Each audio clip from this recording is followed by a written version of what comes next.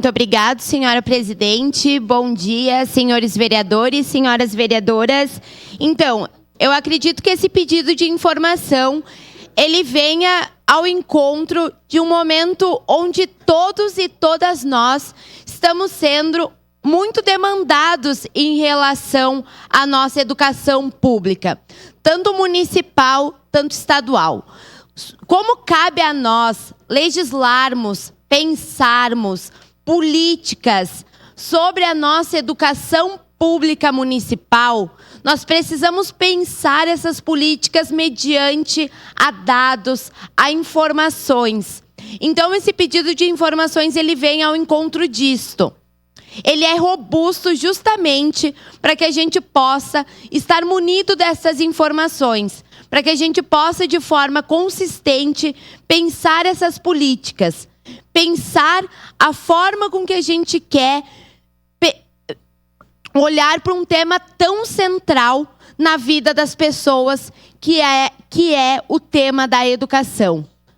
A gente sabe que a preocupação das pessoas é em relação à vaga, é em relação à falta de professores, é em relação à estrutura das nossas escolas, é em relação a várias questões que permeiam esse pedido de informações.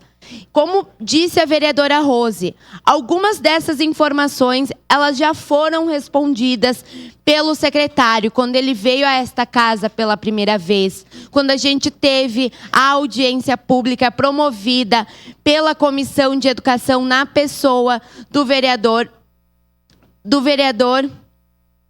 Bressan, do vereador Bressan.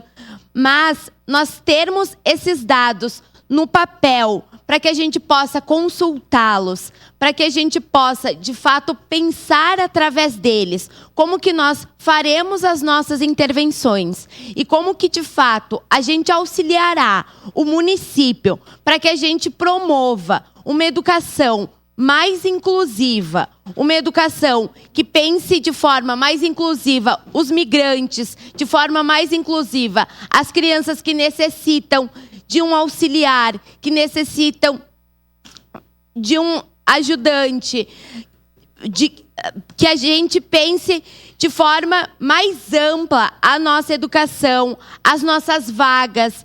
É extremamente importante, por isso que esse pedido, mesmo sendo robusto, ele é importante para fundamentar a nossa ação enquanto parlamentar. Não apenas de quem solicitou esse pedido, mas tenho certeza que de toda esta casa, pois essa preocupação com a educação, ela é uma preocupação dos 23 vereadores. Muito obrigado, senhora presidente.